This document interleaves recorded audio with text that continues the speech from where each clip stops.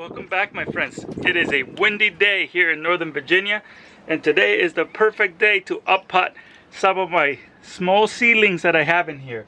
I have a ton of seedlings, and usually when I plant, I put 2 seeds per container, and I never have the heart just to cut the second one off. So what I do is I always split them off and put them into separate pots. That saves me money because I use very little seeds, and also I get more plants for free. This is the seedling setup right now. You can see a lot of these plants have 2 to 3 plants per cell, and they are in very small cells. So I really need to split them up into bigger pots. Check out the tomatoes here. This right here is probably 8 inches tall already, so I need to put these into bigger containers before they go out into the yard. But check these out. These are so nice and ready to be planted.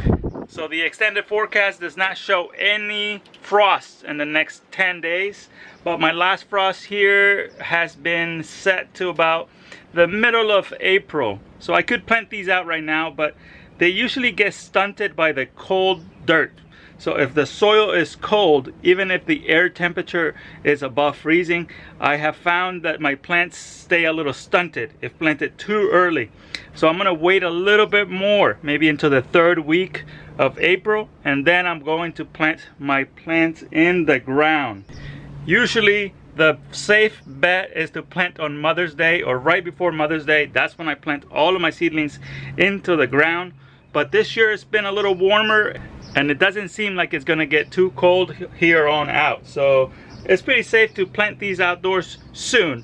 But what I want to do is put them into smaller individual pots, give them about a week to acclimatize to that one particular pot. And once they are acclimatized to that little pot, I'm gonna plant them outdoors. And I also need to build a bunch of these. I have the 5-gallon buckets, self-watering buckets that I need to build. And this whole black tarp area is gonna be full of those pots this year. So I can utilize that driveway as a growing space, but not entirely get rid of the driveway. So this is a pretty simple job. You can see here I have 2 eggplants. So what I'm going to do is gently pull them out of here, and then I gotta figure out if they're easy to tease apart. I'm gonna tease them apart. If not, I'll dunk this in water, and that will get rid of the soil, leaving the roots behind. And then I'm gonna take these 16-ounce cups that I've drilled 3 holes at the bottom and put 1 per container. And that will give me a nice little seedling in about 10 days to put directly into the ground. These are long Asian eggplants. I didn't plant the ruby one this year, so I'm just gonna focus on the long ones. They produced the most last year, so I'm just gonna focus on growing the ones that did really well last year. So here I have this 5-gallon bucket of water, and I'm gonna put the plant in here. I'm going to dissolve the water, and then you end up with the roots, just the roots, like that. Now you can tease this apart without hurting the roots too much. If you do it with the dirt on them, it's really easy to mess up the roots. So once they are like this, I'm going to take one of these cups and put it in there.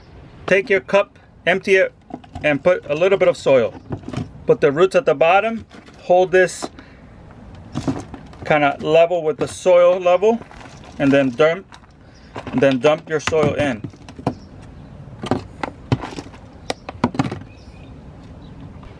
So here's the first one. I'm gonna make sure this stays very wet and moist because this is a shock to the plants. That's why I want to give them about a week to 10 days in these cups to acclimatize to this beautiful cup. And once they are ready, we'll put them in the ground.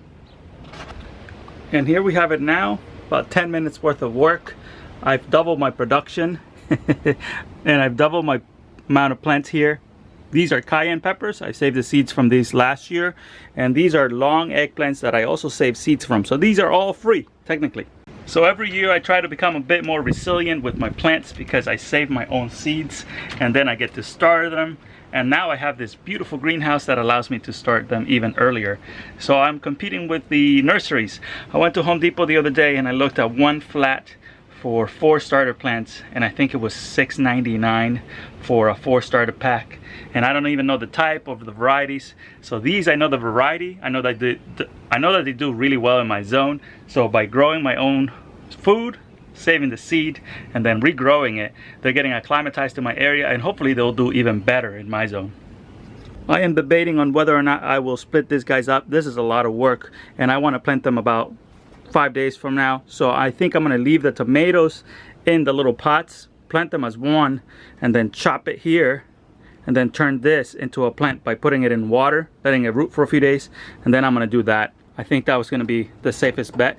There's 32 plugs in this tray alone, and I have even more tomato plants up here.